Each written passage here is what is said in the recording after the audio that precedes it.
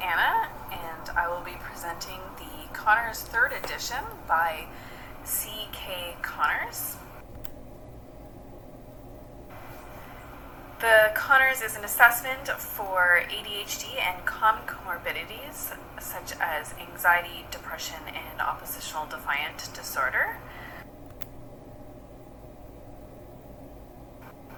Why do we want to be testing for ADHD, and why is this important for an autistic population? There is a lot of overlapping symptomatology for clients who are autistic and clients who have ADHD, and we want to make sure that when we're working with the autistic community, we're not overlooking potential dual diagnoses just because the symptomatology is overlapping. The two diagnoses of ADHD and autism are often co-occurring, so that comorbidity is quite important to be considering.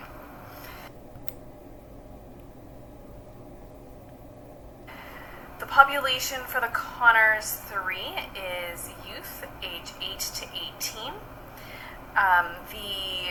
The assessment is done using a parent report, a teacher report, and a self-report. And you might wonder, why do we need 3 different types of reports? Why all these different sources?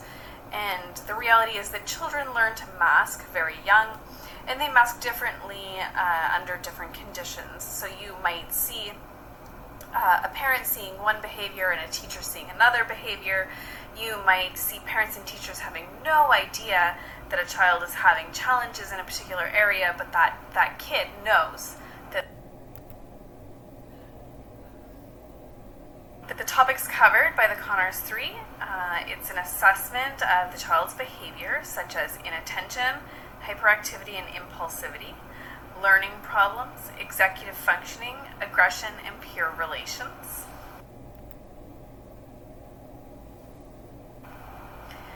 What is this assessment used for? Well, it helps with the diagnosis, it helps with assessment, educational classification, and treatment planning and funding.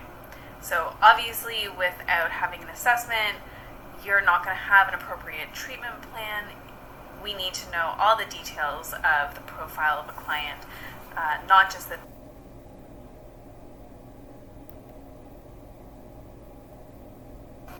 who is qualified to administer the Conners 3.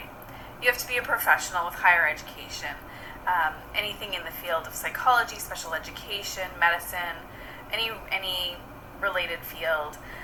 Although this assessment is conducted by a professional, the assessment collects information, as I said earlier, from people in the individual's lives using a parent form, teacher form, and self-report form.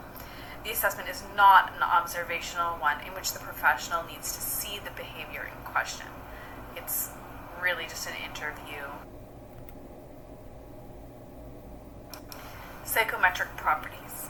So, there is a Conners 3 that has short forms and long forms. The short form has good reliability. The Conners 3 has been used with males and females of different ages. However, it has not yet been tested cross-culturally, so there is a gap in the research where we would like to see that short form being tested in different countries and different cultures. The long form, the research finds that the long form has good validity and reliability. It's moderate to high rates of evidence of convergent validity and external validity are found. So the long form has, I was able to find actually a lot more research on the long form showing that it's, quite valid, and the research included diverse populations, so that was really nice to see. So scoring is done with a T-score, and anything that is less than a 40 is lower than you would see even just in the average population, average being 40 to 59, and anything over 60 is elevated, with 65 to 69 being quite elevated and 70 being like extremely elevated. There's a big concern if you have 70 or more.